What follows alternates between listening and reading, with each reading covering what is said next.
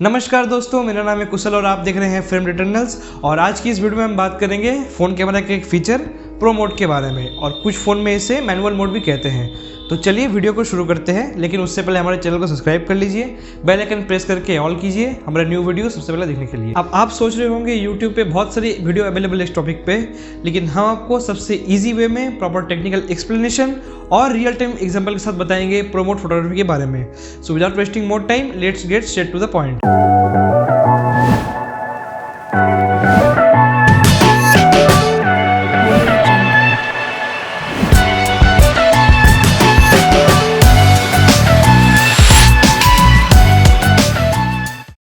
Pro mode में आपका पूरा कंट्रोल आपके कैमरा में होता है और आप अपने मुताबिक सेटिंग चेंज करके फ़ोटो निकाल सकते हैं। अब प्रो मोड में भी कुछ फीचर होते हैं, जैसे कि WB, shutter speed, ISO, focus, EV and lens. अगर आपके फ़ोन में मल्टीपल कैमरा सेटअप है तब आपका लेंस मोड काम आता है। अब लेंस मोड में आप एक लेंस से दूसरे लेंस में शिफ्ट करके फ़ोटो निकाल सकते हैं।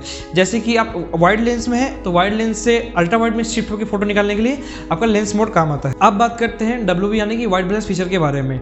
WB आपका इमेज का कलर टेम्परेचर को कंट्रोल करता है। इसमें एक स्केल होता है जिसको आप राइट साइड में स्क्रॉल करेंगे तो इमेज में वार्मनेस बढ़ता है और येलो टोन्स ऐड होते हैं, और इसको लेफ्ट साइड में स्क्रॉल करने से इमेज में कूलनेस बढ़ता है यानी कि ब्लू टोन्स ऐड होते हैं। ऐसे ही कंट्रोल करके आप किसी भी इमेज को नेचुरलाइज कर सकते हैं और अपने पसंद मुताबिक कलर टोन्स भी ऐड कर सकते हैं। यहाँ बाय डिफ़ॉल्ट कुछ प्रीसेट भी होता है, जैसे कि इनकंडेंसेंट, फ्लोरोसेंट, डेलाइट और क्लाउडी। जैसे कि आप देख सकते हैं WB यहाँ पर हमारा ऑटो पे है, तो ऑटो पे होने से ऐसा कलर आ रहा है, और यहाँ पर बाय डिफ़ॉल्ट कुछ 4 प्रीसेट्स दिए हुए हैं। तो हम एक एक पे क्लिक करके देखते हैं। देख सकते हैं आप यहाँ पर, जैसे हम एक एक पे क्लिक कर रहे हैं तो कलर कैसे चेंज हो रहा है, और इसे आप कस्टमाइज़ भी कर सकते हैं। सो जैसे कि यहाँ पर सबसे कम में है तो कलर यहाँ पर कूल है, और इसको राइट की तरफ मूव करेंगे तो कलर में हल्का हल्का वार्म इफेक्ट आएगा और येलो इफेक्ट आएगा। देख सकते हैं यहाँ पर इसको हम सबसे मैक्सिमम लेके गए हैं, मैक्सिमम पे ऐसा ये येलो इफेक्ट आ रहा है यहाँ पर हमारा। अब आते हैं शटर स्पीड पर।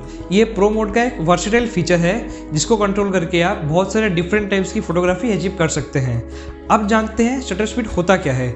Shutter speed is basically measurement of how long the shutter will open to take a picture.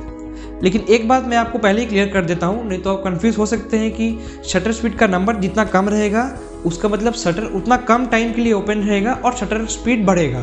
अब ये बात तो आपको समझ आ गया कि शटर का स्पीड जितना कम होगा सेंसर में लाइट इनटेक उतना ही बढ़ेगा।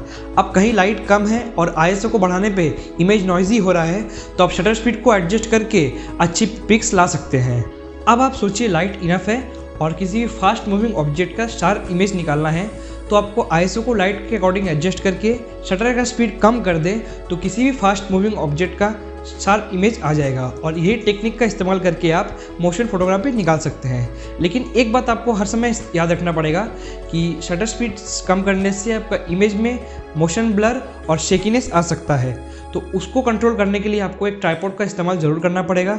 अगर आपके पास ट्राइपॉड नहीं है तो आप किसी भी बुक्स या फिर कभी हार्ड ऑब्जेक्ट पे अपना कैमरा को रख के स्टेबल कर सकते हैं। शटर स्पीड को मैनिपुलेट करके अलग अलग तरह की फोटोग्राफी की जा सकती है, जैसे कि स्टार ट्रेल्स, लाइट फेंटिंग।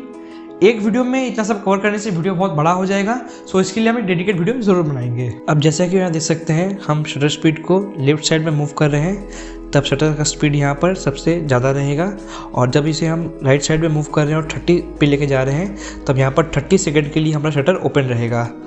अब जैसे ही हम यहाँ ऑटो पे शटर स्पीड को कर रहे हैं तब यहाँ पर देख सकते हैं कि लाइट यहाँ पर कैसे आ रहा है। अब हम चलिए कि 1 सेकेंड का एक शटर स्पीड में फ़ोटो लेके दिखाते हैं आपको। तो यहाँ पर शटर स्पीड को 1 पे शिफ्ट किए और हम फ़ोटो क्लिक कर रहे हैं। और शटर स्पीड का फ़ोटो लेते समय याद रखिएगा कि आप एक ट्राइपॉड का इस्तेमाल ज़रूर करिए।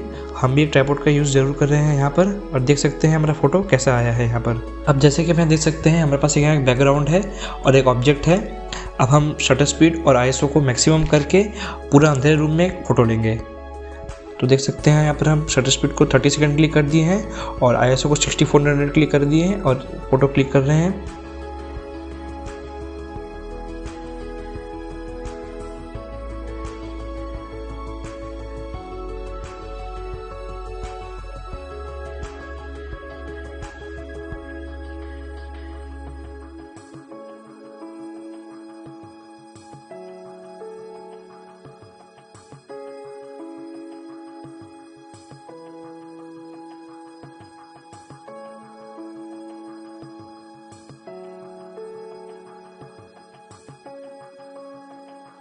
अब जैसे कि हम यहाँ देख सकते हैं कि पूरा रूम अंधेरा होने के बाद भी 30 सेकेंड के लाइट की वजह से थोड़ा रूम यहाँ पर ब्राइट आया है और ऑब्जेक्ट विजुअल हो रहा है।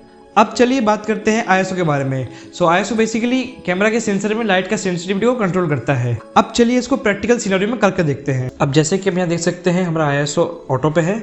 अब इसे हम मैनुअली एडजस्ट करते हैं। तो जब इसे हम सबसे मिनिमम पे रख रहे हैं तब कैमरा के सेंसर पे लाइट का सेंसिटिविटी बहुत कम है, तो हमारा रूम डार्क आ रहा है।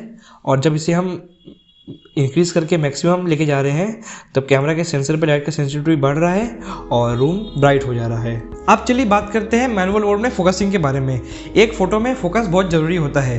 फोकस अगर थोड़ा सा भी इधर उधर हो गया तो पूरा फोटो बिगड़ सकता है, चाहे ISO और शटर स्पीड कितना भी ठीक क्यों ना हो। अब चलिए कैमरा के स्क्रीन में जाके प्रैक्टिकली इसको करके देखते हैं। अब जैसे कि आप यहाँ देख सकते हैं हमारा फोकस ऑटो में है, तो हमारा ऑब्जेक्ट 100% फोकस्ड है। अब जैसे ही हम इसको ऑटो से मूव करके एकदम लेफ्ट साइड पे मूव कर रहे हैं तब ऑब्जेक्ट ऑटो फोकस हो गया है। अब अपने डिवाइस को ऑब्जेक्ट के करीब ला रहे हैं तो आप देख सकते हैं कि हमारा ऑब्जेक्ट फोकस में है। जब स्लाइडर सबसे लेफ्ट में होगा तब डिवाइस और ऑब्जेक्ट में सबसे कम दूरी होनी चाहिए, तब हमारा ऑब्जेक्ट अच्छे से फोकस करेगा। अब अपने डिवाइस को हम पीछे की तरफ मूव कर रहे हैं तो देख सकते हैं कि ऑब्जेक्ट ऑटो फोकस हो गया है। तो हम फोकस के स्लाइडर को राइट साइड में मूव कर रहे हैं। जैसे जैसे मूव कर रहे हैं वैसे वैसे ऑब्जेक्ट में फोकस आ रहा है। अब यहाँ पर हमारा ऑब्जेक्ट अच्छे से फोकस में है। और हम अपने डिवाइस को पीछे की तरफ मूव कर रहे हैं तो फिर से देख सकते हैं ऑब्जेक्ट थोड़ा सा ऑटो फोकस हो गया है। तो हम अपने फोकस को इन्फिनिटी तक कर दे रहे हैं, तो इस पोजीशन पे हमारा कैमरा सब चीज़ फोकस में रखेगा। और इन्फिनिटी फोकस में एक लिमिट होता है, उस लिमिट तक ही आपका कैमरा फोकस करता है। अब आते हैं last and may be the least important feature EV के बारे में। EV का मतलब एक्सपोजर कॉम्पेंसेशन होता है। इस फीचर का ज़्यादा इस्तेमाल करने का ज़रूरत नहीं है आपको।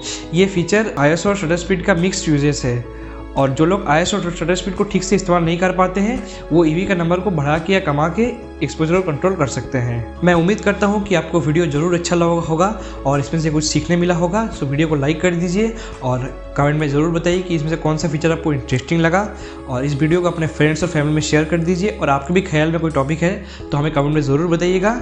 आज के लिए बस इतना ही। अगले वीडियो तक keep sharing, stay connected. Cut चलो हो गया, चलो।